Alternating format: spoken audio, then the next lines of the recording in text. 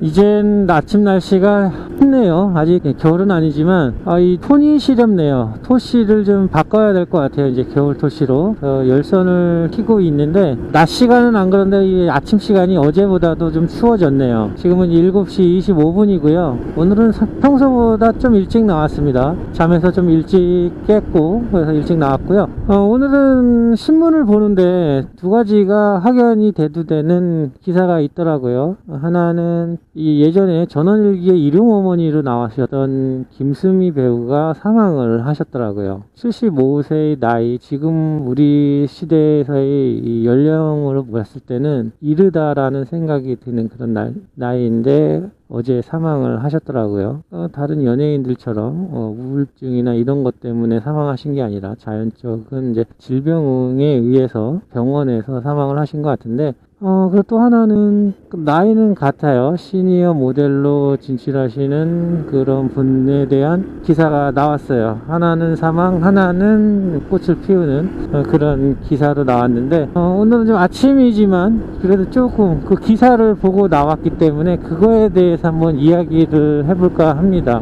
장수 드라마였었죠. 전원일기에서 일용 엄마로 나와서 그때 나이는 아마 젊었을 때의 나이였을 텐데 그때도 일용 엄마의 역할로 우리에게 알려지기 시작을 했고 영화도 몇 편 일봉이도 찍었고 가문의 영광도 찍었고 그랬던 분이시면서 이제 점점 이름을 알리고 얼굴을 알리고 하면서 나중에는 밥은 먹고 다니냐 등에 관한 그런 이제 프로그램을 하면서 입지를 올리고 좀 많이 알려지게 됐죠. 예전에 전 친정 엄마라는 연극도 봤었습니다. 그때는 김수미 씨가 한 연극은 아니었지만 다른 분의 연극을 봤고 아마 그 내용을 지금 김수미 씨가 연극을 했었던 것 같아요. 그러던 중에 이제 건강이 악화돼서 사망을 하셨는데 어쨌든 돌아가신 분에 대한 고인의 명복을 좀 빌고요. 태어나면서 죽음을 기다리고 있는 건 사실이죠. 명백한 전제입니다. 언젠가는 꼭 누군가는 죽게 되는데 제가 생각하는 나이로 봤을 때는 그분의 나이가 아직 돌아가실 때가 아닌 것 같은데 지금은 태어난 아이들이 130세까지 살 수 있다 뭐 이런 뜻도 하고 하는데 그래도 직전에 며칠 전에 다녀왔었던 예전에 모시고 했던 그런 분의 아버님이 돌아가셨는데 99살이셨어요. 그러니까 거의 100세가 요즘엔 100세 시대인데 좀 이르다는 생각도 했습니다. 근데 모르겠습니다. 김수미 배우 본인은 어떻게 생각했을지 모르지만 우리가 죽는 건 사실이긴 하지만 태어나면서 죽으려고 태어나는 건 아니잖아요. 태어나면 죽는 건 사실이지만 그래도 무엇인가를 하면서 내가 하기 위해서 태어났고 그런 것인데 대부분 많이 두려워하는 것이 죽음이에요. 제일 많이 두려워하는 것이. 그래서 제가 죽음이라는 것에 두려움을 왜 느끼는가에 대해서 보면 내가 지금까지 할 수 있었던 일들 중에서 그리고 나이니까 할 수 있는 일 그런 중에서 내가 한 게 무엇일까 라는 걸 생각해 봤을 때 그렇게 아쉬움이 남을 때 내가 뭔가를 더 해야 될 것 같을 때 이럴 때 죽음이라는 것을 나의 죽음을 생각하면 그게 참 무섭고 두려운 존재로 받아들여지는 것 같아요. 그런데 내가 살면서 할 걸 다 했다. 나는 뭐 예를 들면 이거 하면 죽어도 여한이 없다 이런 식으로 뭔가를 다 해놨다면 그 죽음이 그렇게 두렵지만은 않을 것 같아요. 그래서 제가 죽음을 준비하는 최고의 방법은 내일이 아니라 오늘을 어제보다도 더 좋은 어제보다 더 완벽한 날로 보내는 것이 죽음에 대한 두려움을 떨쳐버리는 준비다라고까지도 말씀을 드렸었는데 주변 사람들의 생각은 그런 것 같아요. 아직 김수미라는 배우가 우리에게 보여줄 게 더 많은 것 같은데 사망을 했고 그렇기 때문에 좀 아쉬움이 남는다, 안타깝다 이렇게 생각을 하는 것 같더라고요. 김수미 배우가 꽃으로 비교했을 때 그때 일용 엄마에서부터 꽃봉오리를 피우기 시작해서 이제 김수미라는 사람의 이름을 걸고 수미 반찬의 이름이라는 프로그램을 하면서 본인의 꽃을 피우기 시작했던 건 아닐까. 이제 고인이 된 김수미 배우가 마지막에 친정 엄마라는 연극을 하면서 하면서 고인이 됐는데, 본인이 생각할 때는 모르겠습니다. 더 자기의 모습을 보여주고 싶은 게 있었을 수도 있고, 더 꽃을 피울 수 있다라고 생각을 해서 하신 걸 수도 있을 텐데, 그렇다면 아마 자기의 몸이 이제 죽음으로 다가왔을 때 아쉬움이 많이 남으셨겠죠. 그러나 난 이제 이렇게 제가 생각에는 혹시 그 친정 엄마라는 연극까지 마무리를 다 했다면, 이제 나는 내가 할 수 있는 꽃은 다 피운 것 같다 라고 하면서 죽음에 대한 맞이를 유연하게 받아들였을 수도 있을 텐데, 그렇지 못할 수도 있었겠다 라는 생각도 하고, 한편으로 그렇게 생각을 합니다. 또 한 사람은 75세 같은 나이에요. 우연인지 아니면 기사를 일부러 그렇게 낸 건지 모르겠지만 75세의 노인이신데 시니어 모델에 발탁돼서 세계권 대회에서 베스트 드레스상을 받는 그런 영광을 얻게 됐고, 자기의 나이가 상관없이 지금 새로운 자기의 인생을 사는 것 같고, 처음에 이 일을 시작했던 건 방제 공장부터 시작을 해서 간호조무사로부터 해서 임종을 앞둔 사람들의 뒤처리를 하는 그런 일까지 하면서 75세가 되셨는데, 그 나이에 이제 모델에 돼서 모델로 발탁이 돼서 이렇게 영광스러운 상까지 받았다. 이제 자기는 꽃을 피는 것 같다라는 이제 그런 기사였었는데, 정반대죠. 김수미 씨하고는 정반대의 이야기인데, 아이들 돌집, 백일집 이렇게 찾아갔을 때, 아이고 이렇게 이쁜 아기가 이제는 좀 있으면 죽겠구나 라는 이렇게 얘기는 하진 않잖아요. 근데 그 아이들도 태어난 이유가 있고 신께서 내려주신 이유가 있을 텐데, 이제 내가 무슨 꽃인지를 알고 가야 되는 것이죠. 가더라도 지는 것보다는 피지 못할까봐 두려워한다고 하잖아요. 그러니까 우리도 마찬가지로 어떤 꽃이 되기 위해서 이 세상에 태어났을 텐데, 그 꽃을 피우지 못할까봐, 만개하지 못할까봐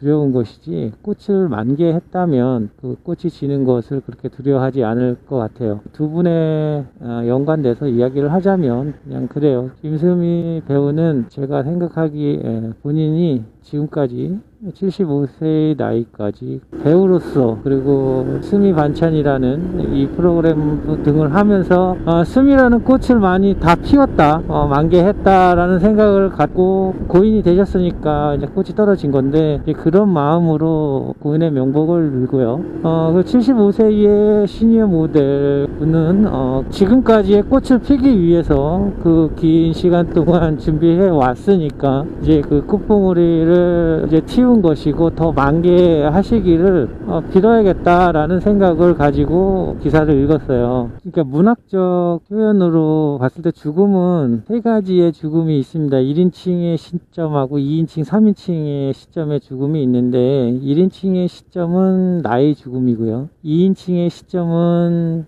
너의 죽음, 그리고 3인칭의 시점은 그들의 죽음, 이렇게 세 가지로 요약해서 분리할 수 있을 것 같은데요. 김수미 씨의 죽음은 그 본인으로서는 1인칭 자기의 죽음이죠. 근데 죽은 사람은 그렇게 내가 죽을 때 어떻든 간에 아쉽든 어쨌든 죽고 나면 그렇게 고통이라든가 아쉬움이 표출될 수 있는 방법이 없어요. 하지만 그를 바라보고 있었던 사람들, 2인칭에서 김수미 씨가 너인 사람들이 있을 거예요. 그분들 지금 친정엄마라는 연극을 찍고 있었던 같은 동료 배우들이나 이런 사람들은 김수미 씨를 너로 보이겠지.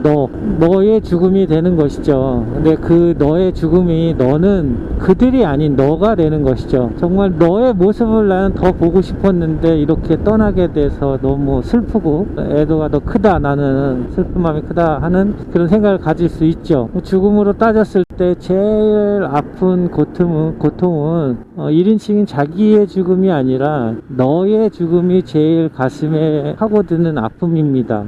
여기서 너라는 존재는 부모님이 될 수도 있고 친구가 될 수도 있고요, 동료가 될 수도 있고 다른 나 아닌 타인, 모든 타인이 너에 속하죠. 근데 그렇다고 해서 다 너가 너에 속하기 위해서는 이렇게 죽음이라는 것이라든가 고통 속에서 그 사람의 고통이 내 고통인 것처럼, 그리고 너무 슬프고 안타깝고 한 그런 마음이 드는 사람들이 너죠. 예를 들어 지금 제가 뉴스를 봤는데 저에게 김수미 씨는 너가 아니에요. 그들이죠. 3인칭입니다. 그러나 내가 사랑하는 사람이라면 너가 되는 것이죠. 아프리카에서 아이들이 굶주려서 죽었다, 이런 기사를 읽었는데 너무 슬퍼. 그러면 그 사람들이 나에게 너가 되는 것인데 그렇게 슬픈 감정이 들진 않죠. 안타까움은 들지만 그렇게 막 제 마음이 찢어지고 아프고 고통스럽고 그렇진 않단 말이죠. 그럼 그들이 되는 거예요. 그래서 김수미 씨에게도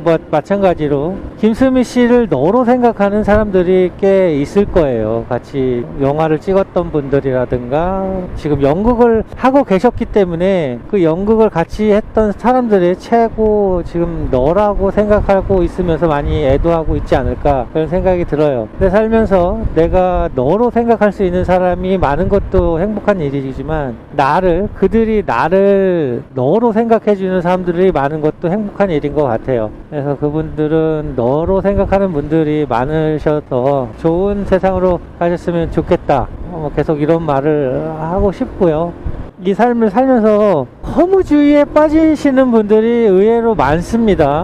우리가 편하게 얘기를 하죠. 공손의 공수고 빈손으로 와서 빈손으로 가는데 이렇게 아등바등하게 사느냐, 왜 이렇게 새벽같이 아침부터 일찍 나와서 이렇게 오토바이 타면서 일을 하느냐, 이런 식의 얘기를 하시는 분들도 계시는데요. 그 부분은 좀 생각을 해봐야 될 것 같아요. 공술의 공수고 맞아요. 빈손으로 왔다 빈손으로 가는 건 맞는데 아까도 말씀드렸지만 분명히 태어났을 때는 죽으려고 태어난 건 아니라는 거예요. 그러니까 내가 꽃을 피우기 위해서 지금 무엇인가를 하고 있는가, 이런 생각을 좀 하면서 살고, 그리고 나의 꽃은 어떤 꽃인가, 해바라기가 꽃이 지는 거하고 벚꽃 지는 거하고 복숭아 꽃이 지는 거하고는 다르죠. 피는 방법도 다르고. 그래서 지금 내가 어떤 꽃이다 라는 것을 좀 알아가고, 그래서 내가 이 꽃이기 때문에 이 꽃을 만개하기 위해서 살았으면 좋겠고, 만개하지 못할까봐 걱정하는 그런 삶을 살았으면 좋겠다라는 생각을 오늘 아침에 또 한 번 더 하게 되는 그런 계기가 됐어요. 아침부터 좀 무거운 얘기인데요. 죽음에 대한 이야기를 했기 때문에. 그리고 시니어 그 모델이신 분은 지금부터 아직 100세 인생이면 아직 30년이란 거의 30년이라는 시간이 남았으니까 그 시간 동안 활짝 펴서 꽃이 떨어지는 게 두렵지 않은 그런 삶이 되셨으면 좋겠어요. 저도 오늘 저희 꽃을 피우기 위해서 지금 일찍 나와서 이렇게 일을 하고 있고요. 근데 아침 콜이 의외로 많네요. 지금 거리상으로 많이 멀어서 그렇지, 지금 태능에서부터 미아 사거리 쪽 가는 콜을 받아서 이렇게 가고 하는데 뒷콜이 이런 식으로 멀긴 하지만 계속 주어지고 있네요. 낮 시간대보다 가격대가 훨씬 좋아요. 낮에는 이 뒷콜을 줘도 2,700원 이런 식으로 낮은 단가여서 안 받고 했는데 지금은 3,200원 이하인 콜들이 없어요. 거의 다가 5,000원대 그리고 4,800원 이 정도 되는 콜로 타고 있는데 그만큼 거리는 좀 돼요. 낮 시간에도 저는 그런 콜이어도 금액대가 그 정도 되면 타긴 타는데, 아무리 가까워도 근데 구리로 나가거나 남양주로 나가는 콜은 타지 않습니다. 그래서 이 서울 이 세타에서는 거리가 그 정도 되더라도 3,000원 이상 되는 콜들은 탑니다. 낮에도 이렇게 콜비를 주면서 이 거리로 준다 그러면 참 좋겠는데, 아직까지는 아침 시간으로 보고 점심 피크 전 되기 전에 콜이 이제 플러스 라이더분들이 나오시면 이제 확 줄어들 텐데, 어쨌든 오늘 아침 시간에는 괜찮은 금액이고 콜수도 괜찮네요. 육체적, 물리적인 아픔은 1인칭 아픔이 제일 아픕니다. 제가 제일 아파요. 본인이, 다른 타인이, 다른 그 누군가가 손가락이 잘리고 피부가 벗겨지고 하는 그 아픔보다 내 손톱 밑에 박힌 가시가 더 아프게 느껴집니다. 그게 물리적인 고통에서는 대신할 수가 없어요. 다른 부분들이 누구의 아픔을 더 해줄 수가 없고 내가 제일 아픕니다. 그런데 이 마음의 아픔, 감정의 이 슬픔이나 아픔, 이런 고통들은 내가 아닌 2인칭인 너에 대한 고통이 제일 슬프고 고통스럽습니다. 그러니까 너의 죽음이 제일 고통스러운 거죠. 사랑하는 두 사람이 있을 때 A, B가 사랑을 할 때 A를 정말 고통스럽게 하고 싶으면 B를 죽이면 됩니다. 그래서 너의 죽음이 생기게, 그러면 A가 정말 고통스럽게 그 삶을 살아갈 거예요. 극단적인 얘기지만. 근데 저는 2인칭의 죽음을 몇 번 봤습니다. 제가 느꼈고, 지금도 그 생각을 하면 마음이 아프고 그 통증이라는 게 느껴지는데, 아무튼 그렇습니다. 죽음을 왜 자꾸 이야기하는지 모르겠지만, 저번에 제가 상갓집 문상을 다녀왔을 때도 그랬고, 감정이라는 게 예전엔 이 감정을 이성이 꼭 이겨야 된다고 생각을 했었는데, 이제 생각해 보면 감정은 스프링 같은 것 같아요. 충격이 가해지면 스프링은 다시 눌려졌다 다시 펴지잖아요. 감정도 마찬가지로 감정이 들어오면 그 감정을 받아들였다가 표현을 하고, 그 스프링, 감정의 스프링이 다시 펴져야 원래대로 오는 것이지, 그 감정이 들어오는데 그걸 계속 표현하지 않고 하면 스프링이 계속 수축돼 있고 펴지지 않는다면 고장난 거잖아요. 오토바이 쇼가처럼 다시 회복이 돼야 되는데, 그렇지 않은 거면 고장이 난 거이기 때문에 감정은 표현을 해야 되는 것이고요. 근데 이성은 감정이 잘 이루어질 수 있도록, 표현될 수 있도록 수로, 물의 수로 잘 흘러갈 수 있게 해주는 그런 역할을 하는 것 같아요. 감성적으로만 살면 삶이 피곤해질 수밖에 없어요. 내가 웃겨. 근데 지금 웃기단 말이에요. 그래서 웃기니까 웃어야 되는 거예요. 웃는데 그 상황이 웃으면 안 되는 상황인 거를 아는 게 이성인 거죠. 그래서 그때는 잠시 참았다가 다른 데 가서 감정을 또 다시 표현할 수 있게 해주는 게 이성의 역할인 것 같아요. 생각하는 사람으로서 호모사피엔스라면 지금 울어야 되는데, 울고 싶은데 울면 안 되는 상황이라는 걸 이성이 인식하고, 그리고 나서 그 상황을 벗어나면 또 뭐 슬픈 영화를 보면서라든가 뭐 음악을 들으면서 그 슬펐던 부분들을 표현해서 다시 감정의 스프링이 되살아날 수 있도록 해주는 게 이성의 역할인 것 같아요. 그래서 이성이 꼭 그 감정을 이겨서 통제해야 되는 그런 역할만 하는 게 아니라, 그냥 이성은 딱 그 정도의 역할. 예전에는 이성으로 살았다 그러면 감정 위주로 감정이 잘 표출될 수 있도록 그렇게 사는 게 맞는 것 같다라는 생각을 합니다. 예, 이 부분은 제가 플러스가 아니어서 그런 걸 수도 있는데요. 아침 8시 정도 이렇게 나오게 되면 계속 연속은 아니어도 콜이 들어옵니다. 멀어서 그렇지 계속 좀 탈 수 있는데, 10시 이후에, 그러니까 12시 전까지 1시간 반 정도는 거의 콜이 없어요. 그러니까 플러스 분들이 다 소화를 하고 계신 것 같고, 그리고 점심 피크 시간에 이제 주어지긴 하는데, 저 같은 경우에는 2,700원짜리 콜들을 안 받으니까 그거에 페널티 먹고, 그러면 점심시간에도 그렇게 콜 탈 게 없어요. 주긴 줍니다, 점심 피크 시간에도. 근데 단가가 싸서 제가 거르게 되면 페널티를 먹는 거고, 그리고 나서 정말 1시 이후에는 일반 쿠팡한테 콜을 안 주기로 했었던 모양이에요. 모르겠습니다. 이게 지금 플러스 분들이 많이 늘어나셔서 그런 걸 수도 있는데, 오늘은 제가 1시 반까지 콜을 기다리다가 그냥 제가 들어갔습니다. 저희 아지트로 들어가서 이제 콜을 켜놓고 대기를 하다가 깜빡 잠이 들었어요. 원래 제가 낮에 잠을 안 자는데 콜 기다리다가 잠드는 거예요, 피곤해서. 또 일어나니까 3시 반이더라고요. 그 와중에 콜이 안 들어왔다는 거예요. 그러니까 콜 소리가 나면 알람처럼 제가 일어날 수 있게 돼 있었는데 콜 소리가 안 들렸던 거죠. 그리고 제가 연속해서 만약에 콜이 들어왔다 그러면 아마 제 그 앱이 아예 오프로 돼 있었을 거라고요. 근데 그렇지 않고 콜은 계속 켜져 있는데 저한테 콜이 없었던 거죠, 3시 반까지. 그래서 낮잠을 정말 오랜만에 잤는데, 그 정도로 요즘에 콜이 없어요, 낮 시간에는. 네, 이건 뭐 저희 개인적인 사정일 수 있는 겁니다. 모두 다 저와 같은 상황이 아닐 수도 있어요. 근데 저 같은 경우에는 이제 그런 상황이라고 말씀을 드리는 거고, 제가 그렇게 될 수밖에 없는 이유는 저처럼 다 타면 굶어 죽습니다. 제가 그 2,700원, 2,900원, 2,800원 이런 콜들을 안 받기 때문에 저한테 더 그럴 수도 있어요. 또 멀티콜도 5,000원 이하의 멀티콜들을 안 타니까 제가 더 못할 수도 있는 건데, 그렇지 않으면 더 저와 같은 상황이 아닐 수도 있어요. 근데 저는 그러니까 상황이 이런 것이고, 계속 이런 상황이라면 저는 솔직히 계속 올라갈 줄 알았어요. 쿠팡 배달비가 뭐 가면 갈수록 좀 더 낮을 줄 알았는데 이건 아니에요. 정말 이렇게 타다가는 굶어 죽을 것 같아요. 그래서 혹시라도 다시 이걸 시작하시는 분들이 계시다면 타세요. 그냥 타셔야지만이 그래도 어느 정도 수입이 생길 것 같아요. 3,000원짜리를 다 빼버리게 되면 탈 콜이 정말 없습니다. 낮에는 계속 잠만 자야 되고 다른 거 해야 되고 한 그런 상황이 오니까 뭐 연속해서 타셨던 분들이면 모르겠는데 하여튼 그 연속으로 타시는 분들도 계속 있는지 없는지는 저 같은 경우는 그렇다는 말씀을 드리는 거고 그러다 보니까 낮에 시간이 참 많아요. 자동차로 하는 그 퀵이 있다고 말씀해 주시는 분도 계시고 그래서 지금 낮 시간에 다른 걸 할 수 있는 걸 찾아봐야 될 것 같아요.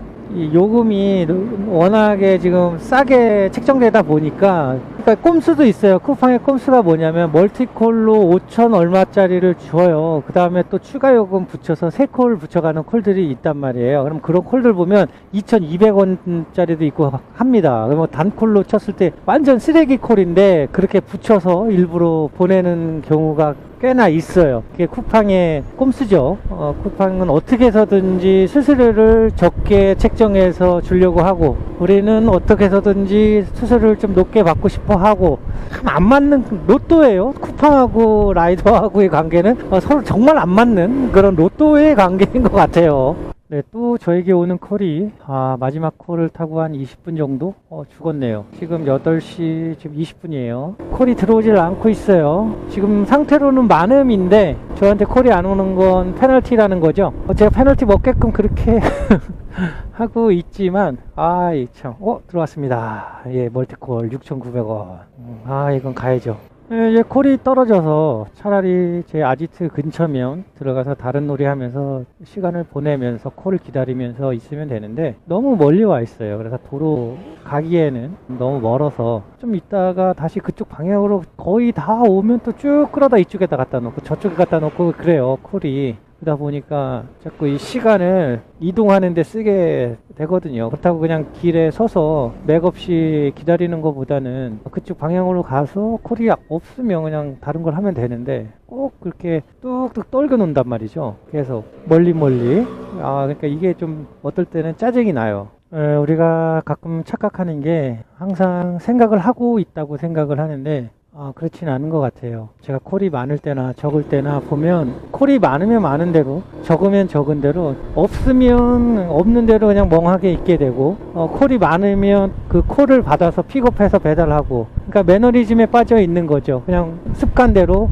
그렇게 하는 것이지 무슨 항상 생각을 하면서 일을 하는 것 같진 않아요. 원래 생각을 한다 그러면 제가 스로틀을 땡기고 앞이 뭐가 위험한지 안 한지를 항상 확인하고 움직이고 하면서 계속 생각을 한다고 생각을 하는데 우리의 두뇌는 그렇지 않아요. 생각하는 그 자체가 고도의 능력이기 때문에 에너지 소비량이 엄청 많죠. 그래서 뇌 같은 경우에는 필요 이상으로 에너지 소비하는 걸 정말 싫어합니다. 그래서 결국에 생각을 안 하고 매너리즘에 빠진 그대로 그냥 습관적으로 가게 되는 것이죠. 그러니까 생각을 하게 될 때는 제가 이렇게 오토바이를 타고 갈 때도 그냥 지금은 아마 제가 생각을 하고 있는지 안 하고 있는지 이렇게 의문을 가졌을 때 전 지금 생각을 하고 있지만 그냥 오토바이를 제가 타고 배달하러 이렇게 다닌다 그러면 별 생각 없이 다니는 거예요. 그냥 이렇게 가는 거죠. 그거 생각할 때는 언제냐면 이제 미끄러지거나 내가 아차 싶은 상황이 벌어졌을 때 그때 생각을 하죠. 내가 뭘 잘못했구나. 이렇게 하면 안 되는구나. 이렇게 그때 필요에 의해서 생각을 하는 것이지 평소에는 그렇게 생각을 많이 하면서 살고 있지는 않아요. 제가 그냥 이렇게 배달을 하면서 중얼중얼 뭐래도 떠들 때는 이렇게 생각을 하면서 이야기를 하는 것이지만 거의 생각을 하지 않죠. 근데 저는 이렇게 떠들면서 뭔가 생각을 계속 하면서 하려고 하다 보니까 이렇게 이야기를 하게 되고 하는 것이지 원래는 그게 잘못됐다는 게 아니라 원래 습관적으로 살아가는 게 현실이고 인간의 본능이라고 합니다. 그 이상으로 생각하면서 에너지를 쓸 필요가 없기 때문에 그렇다고 하는데 이 생각이라는 것을 하는 거에 대해서 다시 한번 생각해 보면 사랑하는 사람이 있어야 된다고 이야기를 했었는데 저희 가족을 제가 사랑하고 하기 때문에 항상 생각을 하죠. 생각이라는 것을 그 사랑하는 사람을 위해서 뭔가를 해야 되니까 무엇을 해야 될까 하는 그런 생각들을 하게 되는데 그냥 평소와 다름없이 그냥 잘 굴러가는구나, 우리 집이 잘 굴러가고 있구나 라는 생각을 가지고 살면 그것 또한 매너리즘에 빠지게 돼요. 처음에 어디를 갔을 때 남자 같은 경우에는 거의 다 군대를 다녀오셨을 겁니다. 그래서 군대 처음 갔을 때 그럴 때를 생각해 보면 낯선 곳에 갔을 때 정말 피곤하죠. 왜냐하면 계속 생각을 하기 때문에 그래요. 무엇이 어떻게 돌아가는지 뭐 눈치도 하나의 생각인 것이고, 그래서 그거에 맞춰서 계속 생각을 하다 보니까 피곤하고 그렇습니다. 그래서 제가 했던 일들을 뭐 안 하고 새로운 일을 시작할 때도 그렇게 힘들어요. 그게 근데 적응이 되면 이제 그 피로감이라든가 이런 것들이 확연히 낮아지죠. 그래서 생각이라는 것을 잘 하지 않고 원래 했었던 대로 잘 풀렸던 대로 그냥 습관적으로 일을 한다는 것이죠. 그게 매너리즘인데, 누군가 그러더라고요. 그렇게 모든 일에 생각 없이 매너리즘에만 빠져서 대한다면 발전이 없대요. 개인이 성장이 없다는 것이죠. 그래서 계속 무엇인가를 좀 생각하는 그런 습관,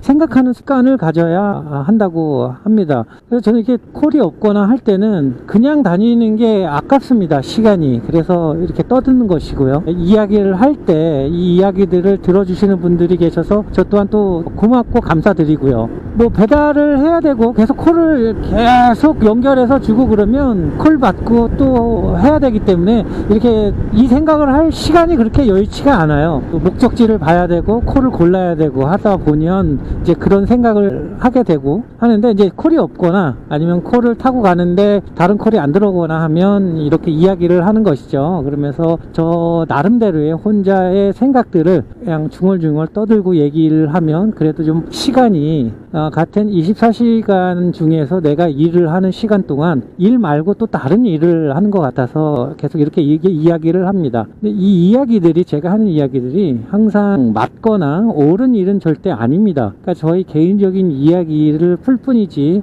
물론 저 생각에는 뭐 옳은 일이다, 옳은 말이다 생각을 하면서 하는 거지만 개개인의 차이가 있기 때문에 아닐 수도 있다라는 것이죠. 그래서 제 이야기가 항상 옳은 것도 아니고 삶의 진리도 아니고, 그렇다 보니까 듣다가 불편하신 분들도 계실 거예요. 그러다 보면 저한테 이렇게 다른 이야기를 하시는 분들이 계세요. 그러면 이제 그런 분들께는 정중하게 제가 그분들의 기분을 상하게 하거나 하고 싶은 뜻으로 이런 이야기를 하면서 일을 하는 건 아닙니다. 그렇기 때문에 그 불편하시다면, 제 이야기가 불편하시다면 정중하게 안 들어주시기를 저는 부탁드리는 겁니다.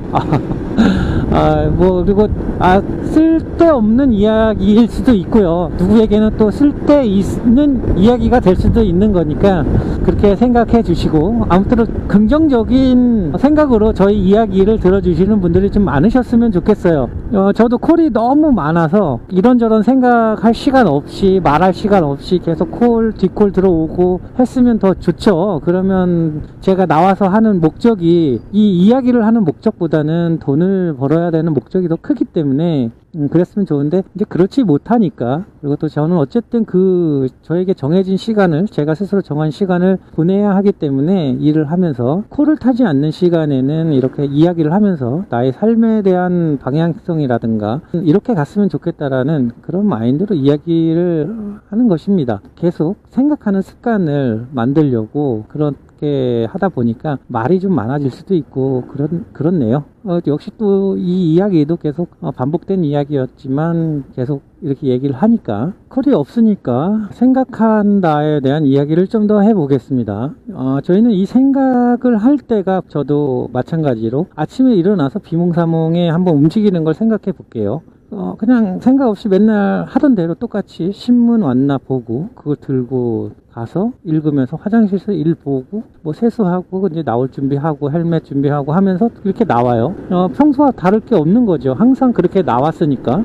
그러는 동안에 무슨 생각을 특별하게 하는 게 아니라 그냥 평소대로 그렇게 하는 거예요. 원래 습관대로 내가 해왔던 루틴대로 하다 보니까. 근데 제가 화장실을 가려고 하는데 문을 열려고 했더니 문고리가 안 돌아가요. 그러면 이상하네 하면서 생각을 하죠. 왜 안 돌아가지 하면서. 그게 뭐냐면 우리가 항상 생각을 할 때는 내 손에 익지 않을 때 생각을 하게 되더라고요.